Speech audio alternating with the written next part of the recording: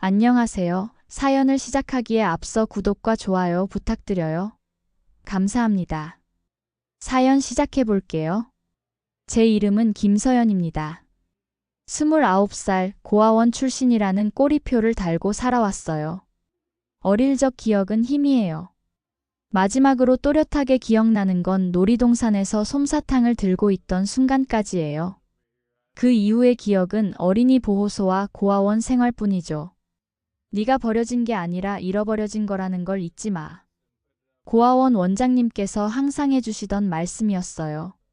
당시엔 그저 위로의 말로만 들렸지만 그 말이 진실이었다는 걸 알게 될 줄은 몰랐어요. 고아원에서 나온 후엔 여러 식당에서 일했어요. 요리하는 것을 좋아했거든요. 식당 주방에서 일하며 요리 실력을 쌓았죠. 하지만 월세와 생활비를 충당하기에는 늘 빠듯했어요. 그래서 실력을 더 키우고 더 나은 직장을 구하기 위해 요리학원에 등록했어요. 서연 씨, 요리 솜씨가 정말 좋네요. 기본기가 탄탄해요. 요리학원 원장님께서 늘 해주시던 칭찬이었어요.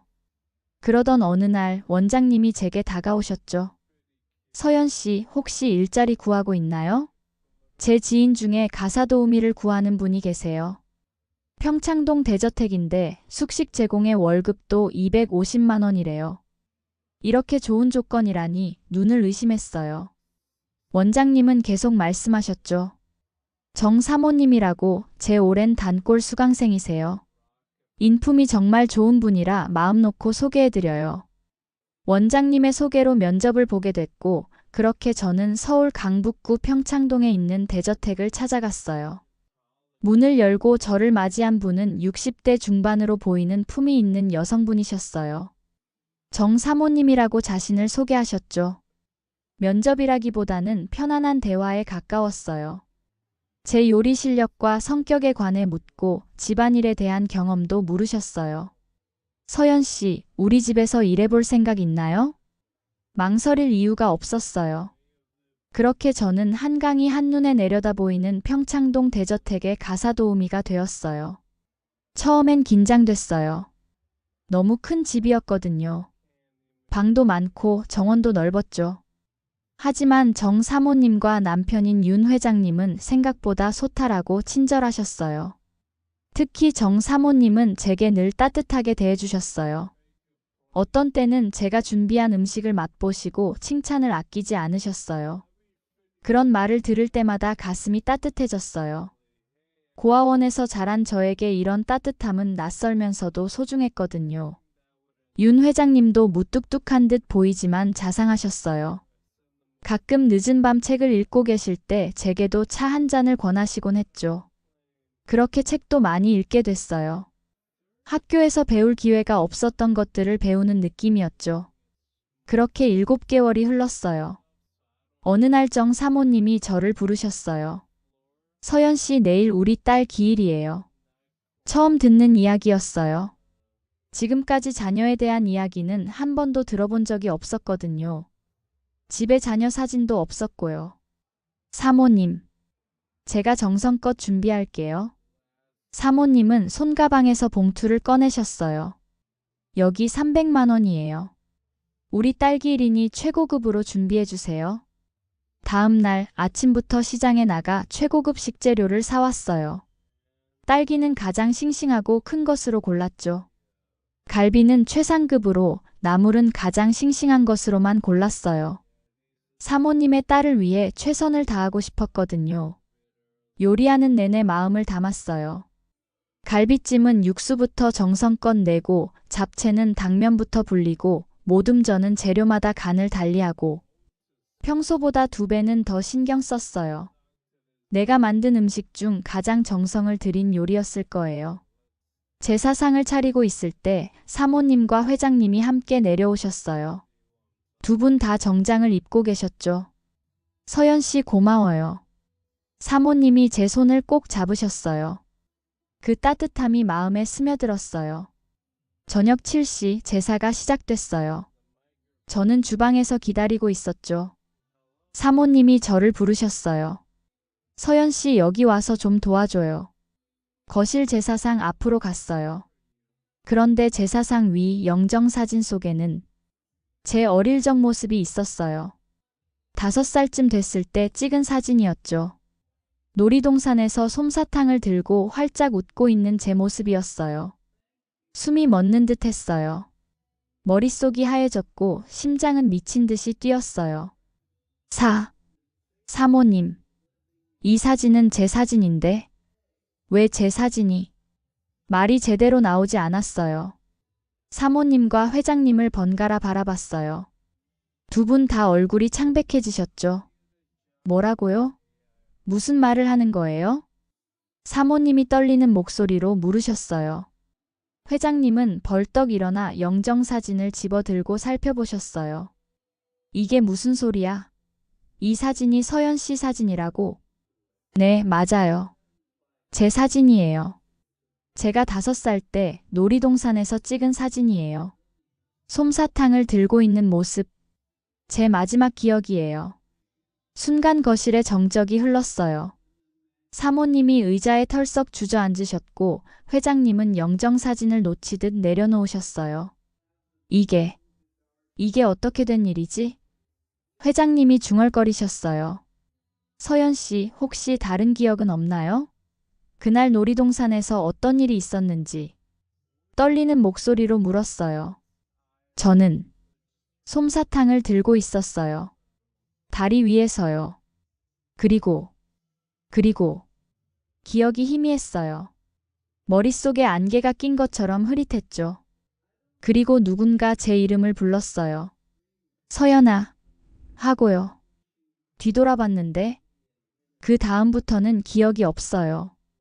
회장님이 사모님을 바라보셨어요. 두 분 다 눈물을 흘리고 계셨죠. 그날 우리도 딸을 잃어버렸어. 5살이었는데 놀이동산에 있는 다리 위에서 사모님의 목소리가 떨렸어요. 혹시 서연 씨가 우리 딸일 수도 있을까? 회장님이 중얼거리셨어요. 순간 저도 모를 희망과 두려움이 동시에 밀려왔어요. 고아원에서 자란 제가 이 대저택의 딸일 리가 있을까요? 하지만 그 사진은 분명 제 사진이었어요. 유전자 검사를 해봐야겠어. 회장님이 단호하게 말씀하셨어요. 그날 밤 저희는 병원으로 향했어요. 24시간 응급 유전자 검사가 가능한 곳이었죠. 회장님의 인맥을 통해 급하게 예약했어요. 검사 결과가 나오기까지 기다리는 동안 사모님은 제 손을 꼭 잡고 계셨어요. 떨리는 손이었죠. 우리 딸은 윤서연이었어. 그날 이후로 우리는 찾아 헤매다가 경찰에 신고하고 전단지도 붙이고 TV에도 나갔지만 사모님의 목소리가 흔들렸어요. 결국 찾지 못했어. 시간이 지나면서 점점 희망을 잃어갔지. 하지만 매년 제사를 지내왔어. 회장님이 이어 말씀하셨어요. 김서연 씨가 면접을 보러 왔을 때도 우리는 전혀 몰랐어. 서연이라는 이름이 같다고 해서 우리 딸일 거라고는 생각도 못했지. 기다림은 길었어요. 밤새도록 3사람은 병원 대기실에 앉아 있었죠. 아침이 밝아올 무렵 마침내 의사가 결과를 들고 나왔어요. 윤 회장님, 검사 결과가 나왔습니다. 의사의 표정은 밝았어요. 유전자 일치율이 99.9999%입니다. 김서연 씨는 분명 회장님 부부의 친자입니다. 그 말을 듣는 순간 3사람 모두 얼어붙었어요. 믿을 수 없었죠. 우리 딸. 정말 우리 딸이었어. 사모님이 울음을 터뜨리셨어요. 회장님도 감정을 주체하지 못하고 눈물을 흘리셨죠. 저는 어떤 감정인지 설명할 수 없었어요. 기쁨, 당혹감, 혼란, 모든 감정이 뒤섞인 채 눈물만 흘렀어요. 그 순간 회장님이 갑자기 쓰러지셨어요. 너무 큰 충격 때문이었을까요? 사모님이 비명을 질렀고 저는 황급히 의사를 불렀어요. 병원에 입원한 회장님은 다행히 큰 문제는 없으셨어요. 의사 선생님께서는 일시적인 쇼크로 인한 실신이라고 하셨죠. 하루 입원 후 퇴원하셨어요. 집으로 돌아온 후 우리는 밤새도록 이야기를 나눴어요. 내가 어떻게 실종됐는지, 그 후 어떻게 어린이 보호소를 거쳐 고아원에 들어갔는지, 그리고 왜 서로를 찾지 못했는지. 서연 씨. 아니, 우리 딸 서연아. 어떻게 이런 기적이 일어난 거지? 제가 고아원에 들어갔을 때는 김서연으로 불렸어요. 그리고 경찰이 제 신원을 파악하지 못해서 잃어버린 기억들이 조금씩 떠올랐어요. 저는 한 가정에 입양됐다가 다시 고아원으로 돌아왔어요. 양부모님이 해외로 이민을 가시면서 저를 다시 고아원에 맡기셨거든요. 그 과정에서 기록이 더 꼬여버린 것 같아요. 하지만 이제 다시 만났으니 그 모든 아픔은 잊자. 우리 서연이가 돌아왔으니까. 어머니가 제 손을 꼭 잡으셨어요. 그렇게 저는 김서연에서 윤서연으로, 파출부에서 대저택의 딸로 신분이 바뀌었어요. 하지만 저는 여전히 주방에서 요리하는 걸 좋아해요. 이제는 부모님을 위해 더 맛있는 요리를 하죠. 회장님. 아니, 아버지께서는 제 방을 직접 꾸며주셨어요. 제가 좋아할 만한 것들로 가득 채워주셨죠. 하지만 가장 마음에 드는 건 벽에 걸린 가족 사진이었어요. 제가 5살 때 찍은 사진부터 최근에 세 가족이 함께 찍은 사진까지. 25년의 공백이 있었지만 그 공백을 메우려는 부모님의 사랑이 느껴졌어요. 어느 날 밤 아버지의 서재에서 낡은 일기장을 발견했어요. 호기심에 펼쳐보니 제가 실종된 후부터 아버지께서 매일 쓰신 일기였어요. 눈물이 멈추지 않았어요. 부모님의 25년간의 아픔과 그리움이 고스란히 전해졌거든요. 그날 밤 저는 아버지의 서재에서 울음을 터뜨렸어요. 아버지가 들어오셔서 저를 꼭 안아주셨죠. 서연아, 이제 울지 마. 네가 돌아왔으니까. 25년의 기다림이 끝났으니까. 어머니도 저희 옆에 앉으셨어요. 세 사람은 그렇게 밤새도록 안고 울었어요. 슬픔의 눈물이 아닌 기쁨과 감사의 눈물이었죠. 그 후 어머니는 제 이름이 새겨진 보석함을 건네주셨어요. 열어보니 아름다운 진주 목걸이가 있었죠. 이건 내가 태어났을 때 선물하려고 준비했던 거야. 20살 생일에 주려고 했는데 이제서야 줄 수 있네. 목걸이를 메어주시는 어머니의 손이 떨렸어요. 거울 속에 비친 우리의 모습이 꿈만 같았어요. 매주 일요일이면 세 식구가 모여 같이 요리를 해요. 아버지는 양파를 썰다가 눈물을 흘리고 어머니는 간을 보다가 서연이처럼은 못하겠다며 웃으시죠. 그리고 저희는 함께 식탁에 앉아 서로의 이야기를 나눠요. 25년간 놓친 서로의 삶, 서로가 지나온 시간들. 아버지는 제가 없는 동안 치매 노인들을 위한 재단을 세우셨대요. 어머니는 실종 아동을 찾는 봉사활동을 하셨고요. 두 분 모두 저를 잊지 못해 다른 아이들을 돕는 일을 하셨다고 해요. 너를 찾지 못했지만 너를 생각하며 다른 아이들에게라도 도움을 주고 싶었어. 어머니의 그 말에 또다시 눈물이 흘렀어요. 잃어버린 25년의 시간은 돌아오지 않아요. 하지만 우리에겐 앞으로의 시간이 있잖아요. 그 시간을 소중히 정성껏 사랑으로 채워나갈 거예요. 저는 부모님의 뜻을 이어받아 실종 아동을 찾는 재단에서 일하기로 했어요. 제 경험이 다른 가족들에게 희망이 될 수 있을 테니까요.